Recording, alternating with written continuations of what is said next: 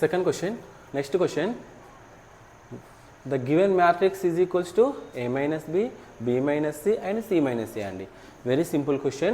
So మనకు only one single property of determinant is applied, then you will get the answer.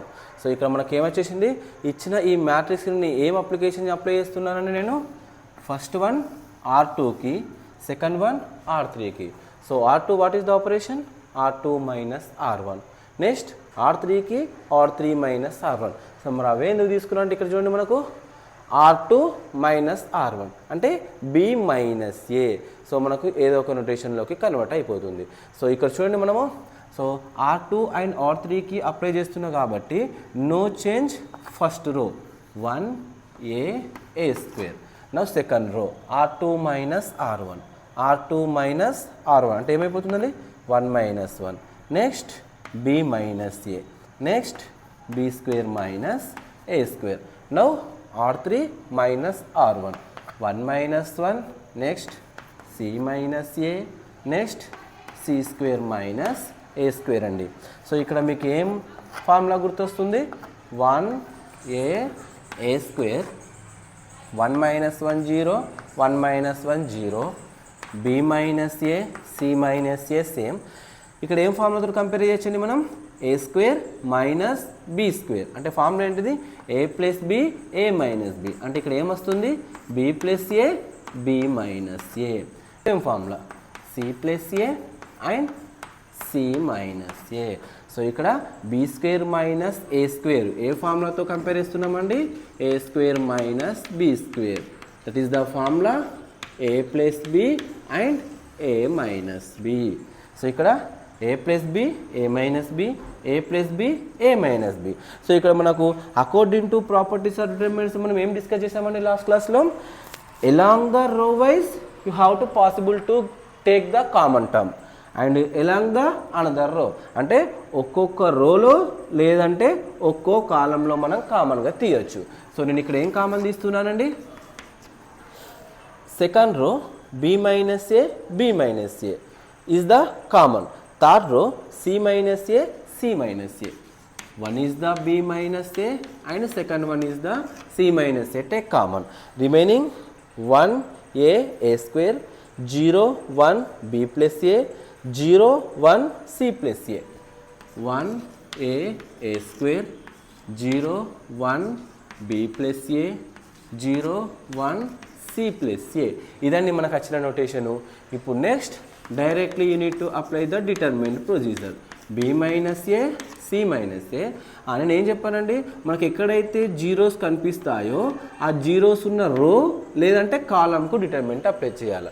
Sir నాకు ఇక్కడ first కాలంలో 2 zeros ఉన్నాయి అంటే you need to right down the 2x2 matrix for the first column elements. So ఈ రెండింటికి మనం రాయాల్సిన అవసరం లేదు. సో ఓన్లీ మనం 1కి రాస్తే సరిపోతుంది. సో ఇక్కడ చూడండి, సో 1కి ఫస్ట్ ఎలిమెంట్ కాబట్టి మనకి ఏ సైన్ ఉండాలండి, మనకు ప్లస్ సైన్ ఉండాలి.